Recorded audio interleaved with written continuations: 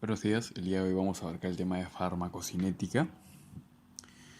Sabemos que esta es una rama de la farmacología que estudia el proceso que sufre el fármaco desde su absorción, distribución, metabolismo y excreción. Dependiendo de la vía mediante la cual se administra el fármaco, el proceso de absorción puede variar, el de distribución, pero finalmente todos los fármacos serán metabolizados y excretados. Bien, incluso el proceso de liberación puede considerarse también a través de la vía oral. Cuando se toma un comprimido necesita liberarse el compuesto activo para luego ser absorbido, distribuido, metabolizado y finalmente excretado. Bien, ahora vamos a mencionar algunas generalidades en relación a los fármacos y a la descripción de la vía oral. Entonces, recordemos que un fármaco viene a ser una sustancia química. Puede ser un ácido o puede ser una base, ¿correcto? Tienen propiedades físicas, estructurales, propiedades químicas, dentro de las cuales hay una propiedad bastante importante, al cual recibe el nombre de pK. ¿Bien? ¿Qué es el pK? El pK es un valor numérico que indica, hago una pausa, el pK es un valor ya preestablecido que lo tienen todos los fármacos. Bien, el pK es un valor que indica el pH al cual debemos de someter al fármaco para tener 50% de las moléculas ionizadas y 50% de las moléculas no ionizadas. Cabe resaltar que un comprimido no tiene 1, 2, 10, 20, 100 moléculas, tiene muchísimas moléculas que, digamos, por ejemplo, la aspirina, un comprimido de aspirina. La aspirina tiene un pK de 3 aproximadamente. Entonces, este fármaco de por sí es un ácido, es el ácido acetil salicílico. Al tener este pK de 3, indica que a este fármaco, al colocarlo en un pH de 3, vamos a obtener 50% de las moléculas ionizadas y 50% de las moléculas no ionizadas. Para explicar bien estos términos, primero hay que recordar que la membrana celular es liposoluble. ¿Qué ingresa con mayor facilidad? Les pregunto, ¿lo liposoluble o lo hidrosoluble? Lo liposoluble, ¿verdad? La misma pregunta, ¿qué ingresa con mayor facilidad? ¿Lo que tiene carga, o sea, puede ser positiva o negativa, o lo que no tiene carga, lo que tiene una carga neutra, no tiene carga? Lo que tiene una carga neutra, ¿verdad? Lo que tiene una carga neutra recibe el nombre de sustancia no ionizada, la cual tiende a ser bastante liposoluble e ingresar con mayor facilidad hacia la célula usando la membrana celular. Por eso decimos que un porcentaje del comprimido estará ionizado y otro porcentaje del comprimido estará no ionizado. Estamos hablando de las moléculas del comprimido. Por ejemplo, 50% de las moléculas de la pastilla de aspirina estarán ionizadas y el otro 50% no lo estarán, no estarán ionizadas. Entonces decimos que los fármacos ácidos se van a absorber con mayor facilidad y velocidad a nivel del estómago por las condiciones que éste presenta, el pH. Así como las bases se absorberán con mayor facilidad en el intestino por el pH que éste presenta. Ahora, la realidad es que tan solo un porcentaje pequeño del comprimido se va a absorber en el estómago. ¿Y esto por qué? Lo que pasa es que el fármaco cuenta con una superficie de absorción muy pequeña en comparación a la superficie de absorción que presenta el intestino, que son cerca de 200 metros cuadrados. Aquí les he manifestado una pequeña imagen, un pequeño cuadro, donde se ve que la superficie de absorción del intestino es mayor que la del pulmón, que la de la piel, y miren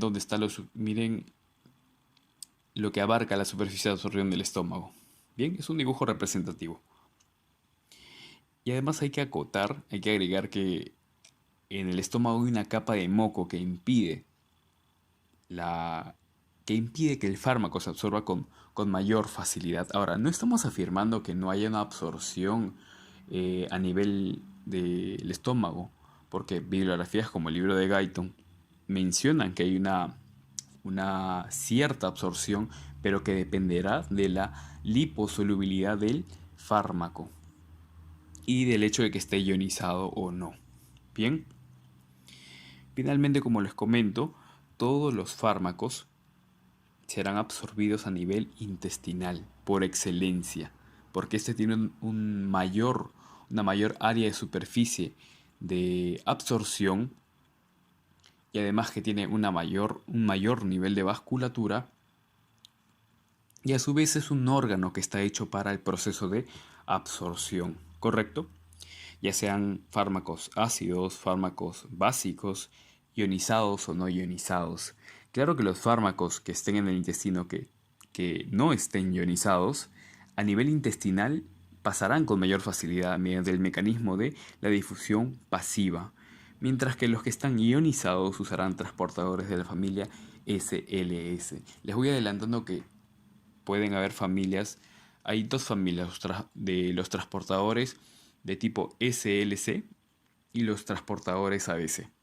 Los transportadores ABC solo están encargados de exportar xenobióticos. Los expulsan hacia hacia el lumen tubular, a nivel renal, mientras que los transportadores SLC pueden importar fármacos, absorber fármacos, ¿correcto? Más adelante mencionaremos unos ejemplos bastante claros de estos tipos de transportadores.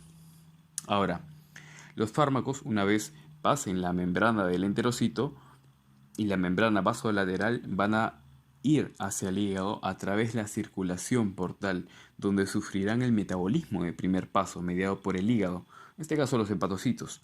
Bien, una vez una determinada cantidad de moléculas de este fármaco sobreviva o logre escapar el metabolismo de primer paso, finalmente será recogido por las venas hepáticas, llegará al corazón y finalmente al pulmón, donde se va a dar el mecanismo del metabolismo de segundo paso.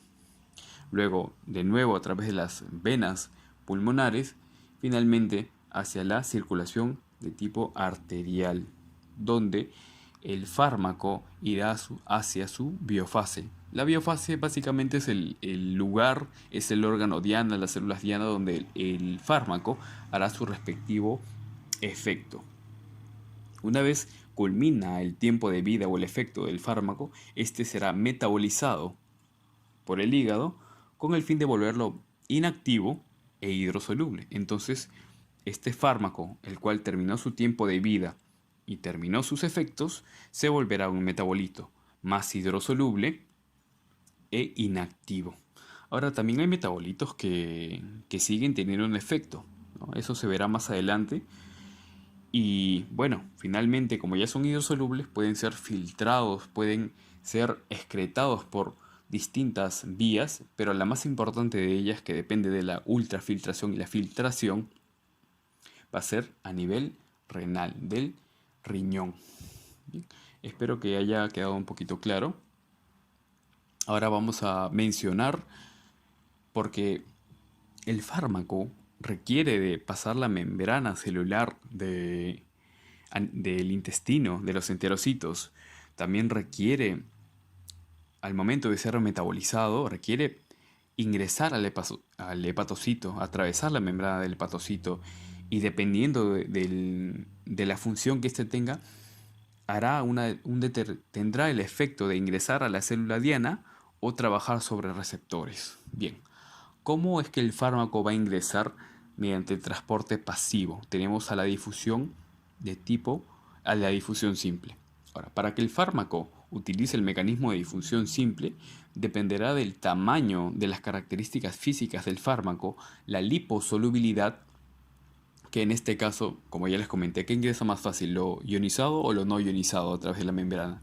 Lo ionizado, ¿verdad? Y lo no ionizado tiende a ser bastante liposoluble. Y también de la fracción ionizada y la fracción ionizada y la fracción no ionizada, ¿correcto? Bueno, también acotar el pK del fármaco y el pH del medio que ya se explicó, pero que vendría a ser lo mismo, pero suficiente con el tamaño del fármaco, la liposolubilidad y el porcentaje de fracción no ionizada, que es la que va a ingresar a través de las membranas celulares. A su vez también mencionar que también influye la composición de la membrana, el espesor y la superficie de absorción. El espesor, por ejemplo, un fármaco va, va a tomar un mayor tiempo de absorción de acuerdo a la cantidad de capas que tenga la mucosa. Por ejemplo, en la epidermis no vamos a comparar la superficie de absorción en relación con la membrana del enterocito, de la membrana intestinal, que ahí suele ser una capa en comparación a la epidermis. Es por poner un ejemplo nada más. También los fármacos, como ya lo mencioné, pueden ingresar a través de la difusión facilitada mediante transportadores. Hay transportadores que están dentro del transporte pasivo, no requieren del gasto de la energía, como es el caso de la familia, un grupo de la familia SLC, dentro del que el que más destaca o he mencionado en este video es el OCT, que se encuentra a nivel del hepatocito y permite el ingreso del fármaco de la metformina. Ahora, estos transportadores son selectivos, también son saturables y esto puede de acuerdo a la situación y a la ingesta de otro fármaco generar interacciones medicamentosas. Por eso es que los fármacos tienden a competir por los transportadores hay una competencia de por medio si es que se ingresa con otro tipo de fármaco y las interacciones que estos tengan. Bien. También mencioné aquí el transporte paracelular, que básicamente es a través de las uniones estrechas, ingresará el fármaco a través de la membrana lateral de la célula, pero eso también depende de la liposolubilidad del fármaco y del tamaño, claro está. Ahora, también mencioné la ultrafiltración, que una vez este fármaco sea inhabilitado, o sea, los metabolitos requerirán del mecanismo de ultrafiltración para ingresar al glomérulo renal y finalmente realizar el proceso de la excreción. Y la osmosis, que también es otro mecanismo, pero los que he contorneado con amarillo son los que el fármaco utiliza en mayor proporción para ingresar al organismo y ser absorbidos. Y en lo que respecta al transporte activo, las moléculas que tienen un bajo peso molecular, por ejemplo tenemos a las bombas, a las famosas bombas, las de sodio y potasio, y también tenemos a los transportadores ABC. Estos requieren de energía porque solo la mayor función en comparación a los transportadores SLC es que los transportadores a veces solo van a expulsar xenobióticos, van a expulsar fármacos hacia el lumen intestinal, hacia el lumen tubular, etcétera. Bien, también parte de los fármacos tienen un efecto sobre la bomba sodio y potasio, por ejemplo la digoxina, etcétera. Pero ese es solo un ejemplo. Y también en lo que respecta al transporte activo de tipo secundario, utiliza los cotransportadores SLC, que es otra familia de la familia SLC, de tipo simporte o antiporte. Aquí el ejemplo más sobresaliente vendrían a ser los recaptadores de la serotonina, los recaptadores de la dopamina, los recaptadores de la noradrenalina, que utilizan el gradiente de sodio para ingresar o recaptar, mejor dicho, estas sustancias hacia la membrana celular. Y en lo que respecta al transporte activo, donde ingresan moléculas de alto peso molecular, por ejemplo, dentro de la endocitosis propiamente dicha, la pinocitosis y la fagocitosis, la exocitosis y la transcitosis. Bueno, aquí me gustaría acotar que cuando ya hacen los fármacos, ya sean ácidos básicos, ionizados o no ionizados en el intestino, sí van a haber transportadores como los mencioné, pero también al haber simultáneamente la liberación de la bilis, pues se van a formar las micelas, ¿correcto? Y estas van a contener al fármaco o a moléculas de los fármacos para que finalmente ingresen a través de la membrana celular mediante el mecanismo de difusión pasiva, porque son micelas, son bastante liposolubles. Lo que he podido contornear es el proceso por el cual la mayoría de los fármacos van a ingresar a través de la célula y finalmente ser absorbidos, pero en su mayoría van a emplear el mecanismo de difusión simple. Bien, en lo que respecta a las vías de administración tenemos dos principales, la sistémica y la local. La sistémica es aquella mediante la cual el fármaco requiere de la circulación para finalmente llegar a la biofase, al órgano diana. mientras que la vía local no requiere de la circulación para llegar a la biofase, o sea, la biofase está antes de la circulación, ¿correcto? Dentro de la sistémica tenemos la enteral, que es la que depende del tracto gastrointestinal, y la parenteral, que no requiere del tracto gastrointestinal. Dentro de la enteral tenemos a la famosa vía oral, correcto, con sus restricciones.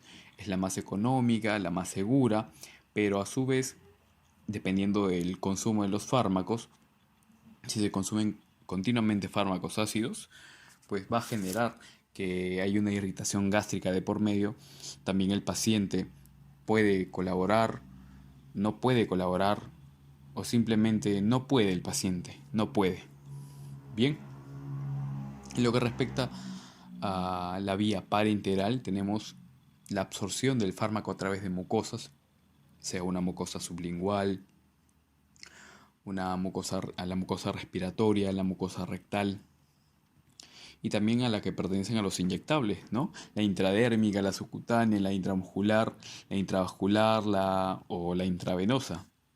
Bien, la intradérmica tiene distintos usos. Básicamente es aplicar el fármaco o la sustancia entre la epidermis y la dermis. La subcutánea, que se va a aplicar el fármaco a nivel del tejido celular subcutáneo. La intramuscular, se va a aplicar el fármaco a nivel muscular. Y finalmente el fármaco a nivel intravascular va a inyectarse a través de la vena. Incluso hay otra vía, la intraarterial, ¿no? Independiente de la vía intravenosa.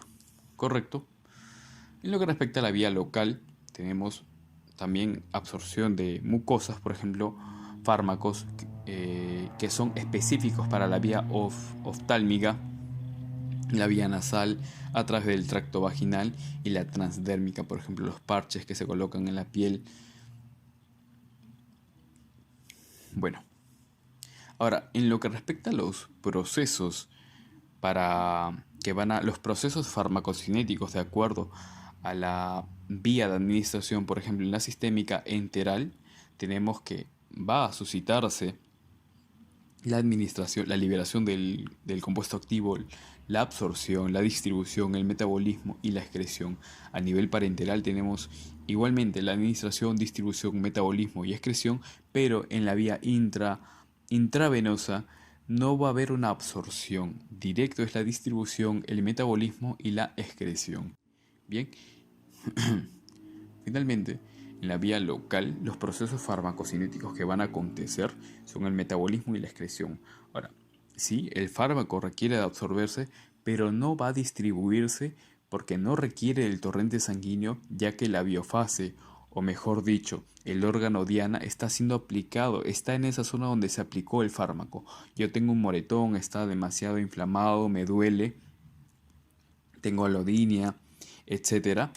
Me aplico algún AINE, un diclofenaco en crema, y es un tipo de fármaco a nivel local que no requiere de la circulación para llegar a la biofase, porque la biofase está ahí la biofase, y estoy aplicando el fármaco para que actúe en esa zona sin necesidad de utilizar el torrente sanguíneo. Una vez haya pasado el efecto, se ha metabolizado el fármaco, recién utilizará la circulación para ser metabolizado y finalmente excretado. Bien. Ahora, en lo que respecta a la absorción, vamos a hablar un poquito más detallado. Antes de mencionar los procesos farmacocinéticos uno por uno, se me olvidó mencionar un término bastante importante, que es la biodisponibilidad. La biodisponibilidad es una fracción del fármaco, del compuesto del fármaco, que va a llegar intacta hacia la circulación sistémica. Digamos que un comprimido, una fracción de ese comprimido, si es que se ingresa si es que se administra por la vía oral, la biodisponibilidad va a ser la fracción de ese comprimido del compuesto activo que va a llegar intacta hacia la circulación sistémica. Ahora, la biodisponibilidad a nivel enteral, si yo tomo un fármaco, ingiero un fármaco a través de la vía oral, va a ser bastante menor. La biodisponibilidad va a ser mucho menor. A nivel parenteral, de igual manera, pero tenemos la excepción de la vía intravenosa, que tiene una biodisponibilidad del 100%, pero de por medio hay que calcular la dosis y la cantidad de fármaco que se va a administrar por esta vía al paciente. Finalmente, también la vía transdérmica, tiene una disponibilidad bastante baja. Ahora sí, en lo que respecta a la absorción, para recordar, la absorción tiene factores, depende de factores como la superficie de absorción, la extensión de la superficie de absorción, el nivel de vasculatura.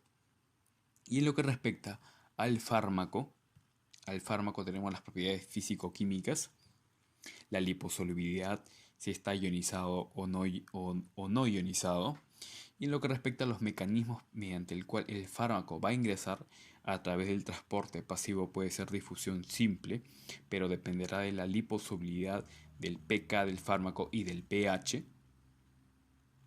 También el transporte, la difusión facilitada que requiere de transportadores que no usan energía de la familia SLC.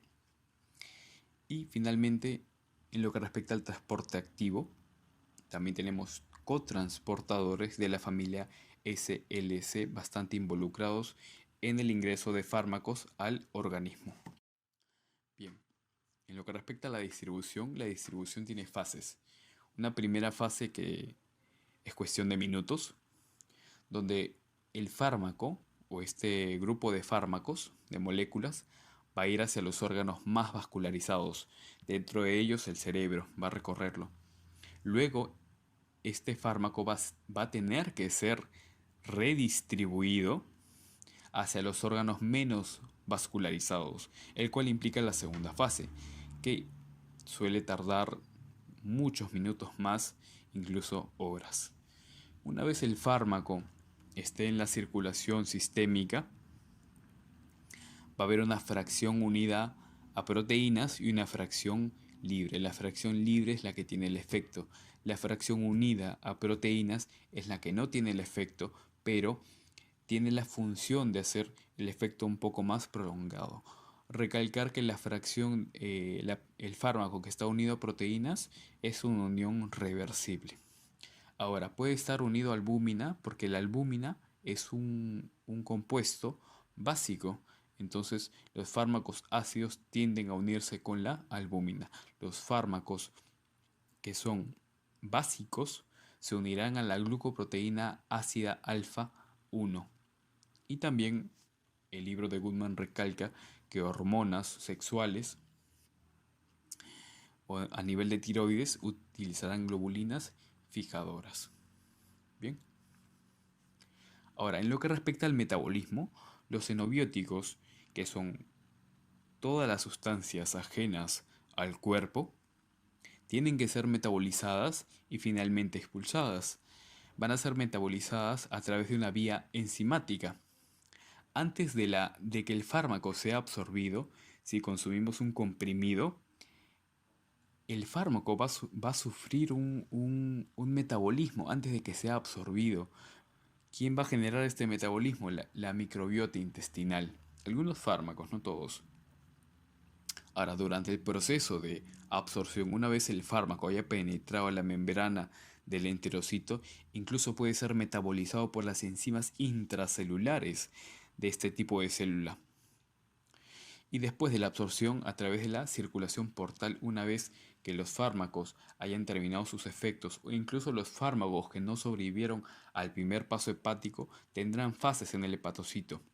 ¿Bien? Una primera fase la cual tiene la función de inactivar al fármaco a través de procesos oxidorreducción, hidrólisis, etc. Las enzimas involucradas en este proceso en la fase número 1 son los citocromos, las monoxigenasas y las hidrolasas dependientes de epóxido. Bien, la fase 1 va a suscitarse en el retículo endoplasmático de la célula, mientras que la fase número 2 puede suscitarse en parte a las enzimas que están a nivel del retículo endoplasmático o a nivel de las enzimas que están dentro del citoplasma. ¿Correcto? Hablando de citocromos, es una gran familia, pero la terminología que se emplea es el citocromo, es el CIP. Luego le sigue un número que es la familia. Luego viene una letra que viene a ser la subfamilia y luego viene otro número que viene a definirse como el gen que está encargado de la codificación de ese citocromo. El citocromo que más tiene actividad, el citocromo 3A4, es el que involucra el 50% del metabolismo de los fármacos. Citocromos hay en gran variedad de tejidos, tejido pulmonar, renal, intestinal, sistema nervioso central, pero hay un mayor predominio de ellos en el hígado. Por eso es que se menciona tanto que el hígado es el que metaboliza los compuestos, las toxinas, ¿correcto? Y también hay otros sí, por ejemplo el CYP2C, CYP2D, que también están involucrados en parte, en menor proporción, con el metabolismo de los fármacos. En lo que respecta a las monooxigenasas de flavina, tenemos a la monooxigenasa de flamina número 3, que también cumple procesos de oxidorreducción, hidrólisis, etcétera.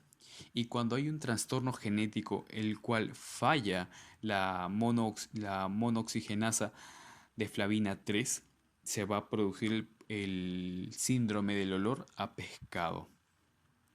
Bien, una vez pasen la primera fase de los fármacos y ya están inactivados, ahora tienen que ser más solubles, tienen que ser más hidrosolubles.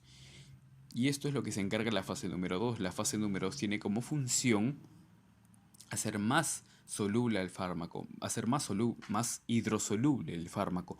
Es la fase de la conjugación.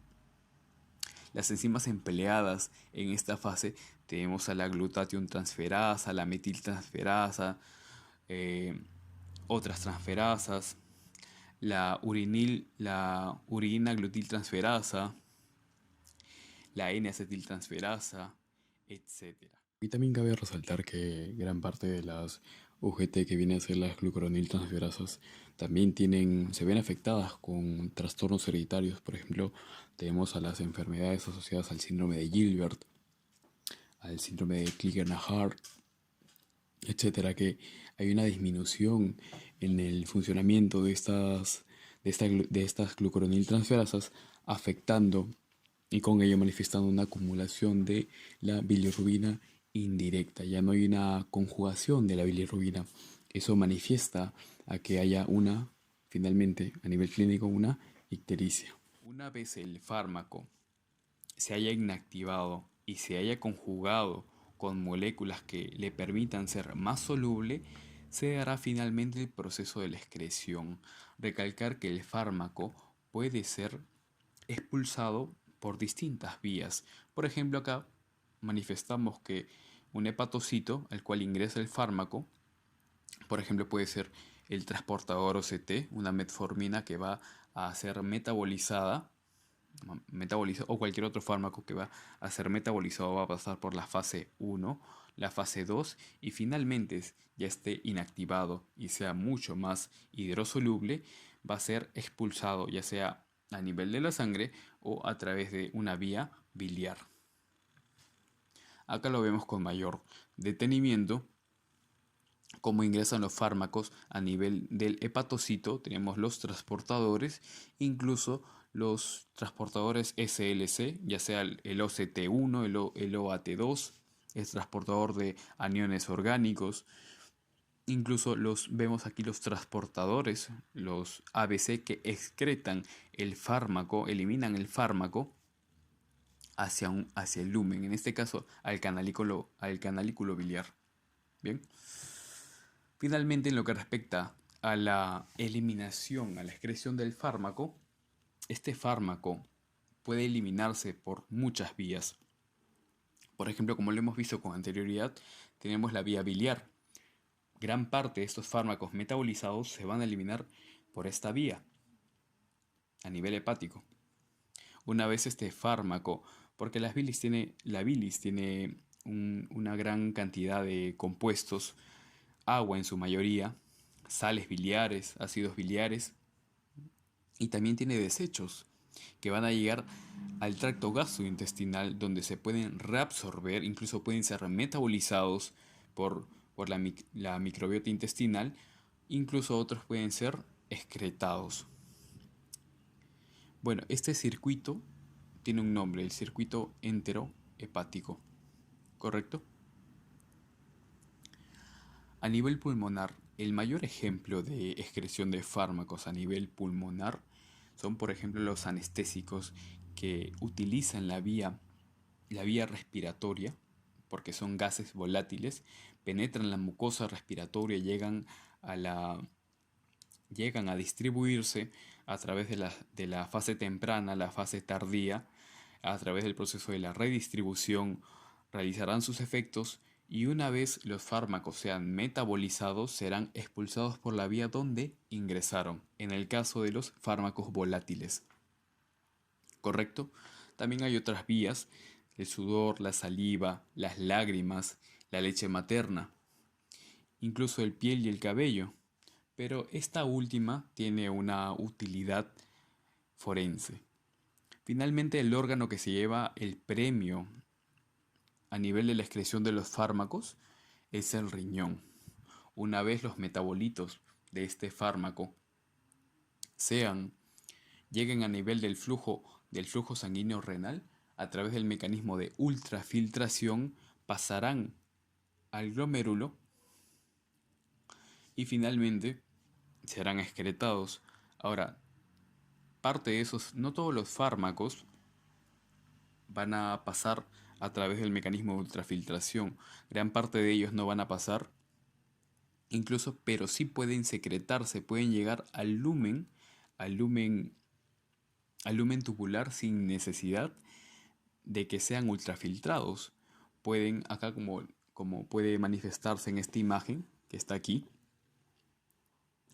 vemos que tenemos una célula de, del epitelio tubular, tenemos un lado vasolateral y un lado luminal del lumen tubular. Y vemos aquí como los fármacos, gran parte de estos fármacos pueden ingresar a esta célula mediante transportadores y finalmente ser expulsados, dirigidos hacia el lumen tubular para su respectiva eliminación. ¿Correcto? Incluso la reabsorción tubular dependerá mucho del pK y del pH de la orina. Incluso pueden filtrarse fármacos liposolubles. Por eso es que puede haber una reabsorción selectiva dependiendo del pK del fármaco y del pH de la orina. Incluso una aplicación clínica manifiesta que podemos modificar el pH de la orina para eliminar determinados fármacos. Bueno, finalmente acotar la bibliografía utilizada para la realización de este video, que vendría a ser Farmacología de Goodman, la 13ª edición. Finalmente agradecer a las personas que me siguen motivando para realizar estos videos y a mis profesores. Eso sería todo, muchas gracias.